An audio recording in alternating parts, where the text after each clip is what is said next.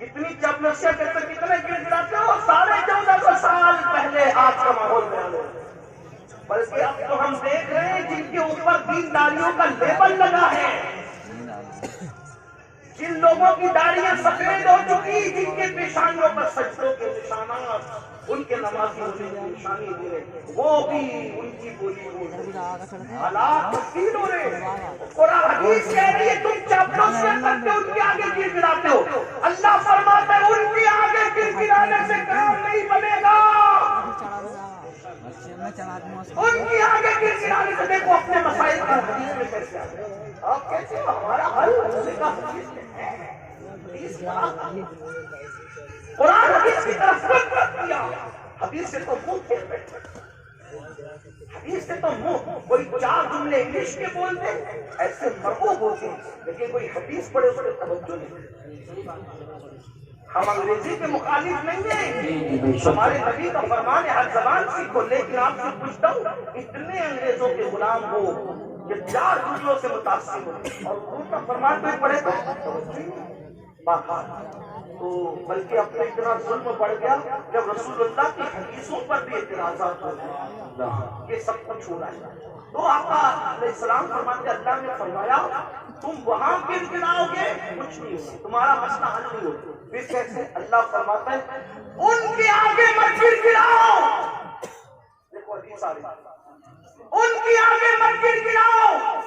اگر گر گرانا ہے اللہ فرماتے ہیں میری بارگاہ میں گر گراؤ، اپنے گناہوں سے معافی طلب کرو، میں تمہارے حالات کو تبدیل کر دوں. سبحان اللہ، ماشاء اللہ، ماشاء اللہ. بہت اسی پر گفتگو اینڈ ہوتی ہے. گر گراؤ گے اللہ کی بارگاہ میں. راتوں کو فلمیں مت دیکھو، اپنے گناہوں پر رو، اپنے آپ پر رو، آہو بکا کرو. یاد رکھنا کوئی وظیفہ اتنی اہمیت نہیں رکھتا جتنا اللہ کے لیے رونا اہمیت رکھتا ہے. اللہ کے لیے رونا، اس کے رسول کے لیے رونا، کوئی عبادت اس کا مقابلہ نہیں کر سکتی. یہ کوئی عبادت ہے. آپ سے پوچھتا ہوں اولیاء کی زندگی دیکھو، صحابہ کی زندگی دیکھو، اب تھوڑا اس پہ توجہ کریں. دیکھو سیدنا فاروق اعظم اللہ کے لیے اتنا روتے تھے کہ روتے روتے آپ کے چہرے پر آنسوؤں کے نشان پڑ گئے تھے. آپ جانتے ہیں اتنا روتے تھے. کون ہے یہ فاروق اعظم جن کو دنیا میں رسول اللہ نے جنت کی بشارت دی ہے؟ یہ حضور کے سسر بھی ہیں، صحابی بھی ہیں، اور یہ وہ ہیں جن کے بارے میں آقا فرماتے ہیں میرے بعد کوئی نبی ہوتا تو عمر بن خطاب ہوتے. یہ وہ ہیں جن کے بارے میں فرمایا اپنی مسجدوں کو عمر کے نام سے زینت کیا کرو. آپ سے پوچھتا وہ کیوں رو رہے تھے؟ وہ کیوں رو رہے تھے؟ آپ کہتے مولانا میرے پیر صاحب مجھے جنت میں لے جائیں گے. واللہ تیرے پیر کی جوتیاں میرے سر اور آنکھوں پر. میں کسی کے پیر کا مخالف نہیں، میں تو ہر سنی پیر کی نالین بردار، ان کا نالین بردار ہوں. لیکن آپ سے کہتا ہوں، آپ کہتے ہیں مولانا پیر صاحب لے جائیں گے. زنا کر کے بھی، شراب پی کے بھی، جوا کھیل کے بھی، مسجدوں کو ویران کر کے بھی تیرا پیر تجھے جنت میں لے جائے گا. اتنا پاورفل پیر.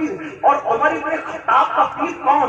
نماز کو لانے والا، قرآن کو لانے والا، قرآن کا معنی بتانے والا. وہ اللہ کے خوف سے روئے. اور تو اتنا کہے باز کہ تو کہتے ہیں سکتے کا دھندا کروں گا تو بھی جنت میں جاؤں گا. سن لو یہ صرف شیطانی وسوسے ہے. اللہ کا فرمان قرآن میں ہے. قرآن میں اللہ فرماتا ہے ان عذاب ربک لواقع ما لہ من دافع. تیرے رب کا عذاب واقع ہو کے رہے گا، اور جب اللہ فیصلہ کر لے عذاب دینے کا کوئی اللہ کا عذاب بے شک.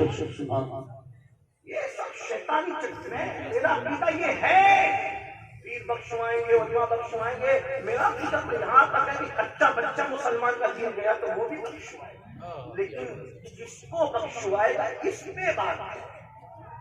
ہاں آنکھوں سے پاپ دیکھو اور تو پہ پاپ کی نظر ڈالو. تمہاری بیٹیاں بے پردہ گھومے دوپٹوں کو مفلر بنا کر سیریل بیٹی کو بازوں میں بٹھا کر کے دیکھتے ہو، شرم نہیں آتی؟ کہتے ہو بیٹیا بھاگ گئی، کیوں نہ بھاگے گی؟ تو نے تو سیریل بازو میں بٹھا کر کے بھاگنے کا منظر دکھایا ہے. سیدہ فاطمہ کی زندگی کب بتائی تھی؟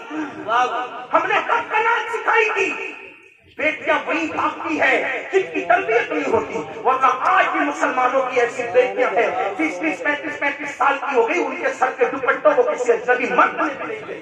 آج بھی ہماری قوم ایسی بیٹیاں موجود ہیں، وجہ تربیت۔ آج تو ہم نے اپنی بیٹیوں کو آوارگی کی راہ پہ خود ڈالا ہے، کوچنگ میں بے پردہ جا رہی ہے، کالج بے پردہ جا رہی ہے، بے حجاب جا رہی ہے۔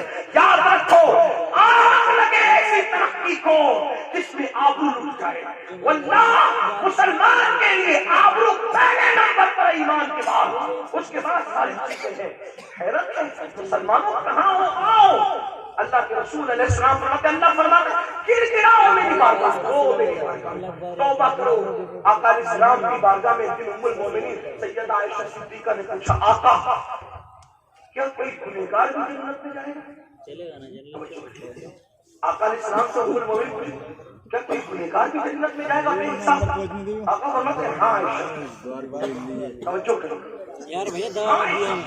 میری امت کے کچھ گنہگار ہیں جن کا حساب بھی نہیں ہوگا، وہ بے حساب جنت میں جائیں گے۔ گنہگار بے حساب جنت میں جائیں گے۔ پوچھا امی جان نے یا رسول اللہ وہ کون ہے؟ فرمایا عائشہ جو اکیلے میں اپنے گناہوں کو یاد کر کر کے اللہ کے خوف سے روتے ہیں، اللہ ایسے گنہگاروں کو بے حساب جنت عطا فرمائے۔ آؤ اپنی راتوں کو سجاؤ اللہ کے خوف سے، اللہ کی خشیت سے۔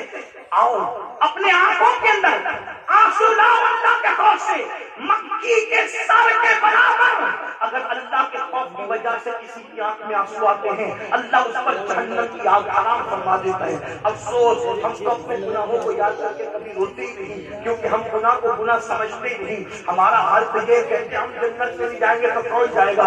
اب تو قوالوں پر لوگ چل پڑے کہ ہم جنت میں نہیں جائیں گے تو تیری جنت ویران رہے گی۔